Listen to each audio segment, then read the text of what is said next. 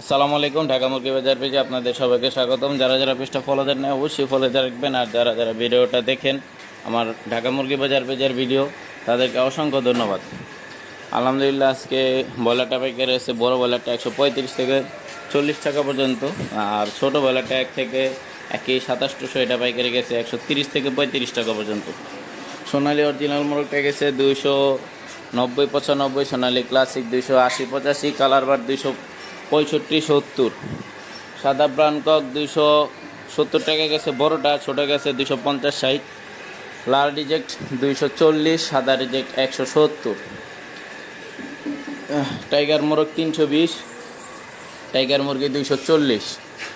আর দেশি মুরগি বাজার সাবেক, দেশি মুরগি গেছে দেশি মুরগি বড়টা গেছে 530, ছোটো গেছে 490।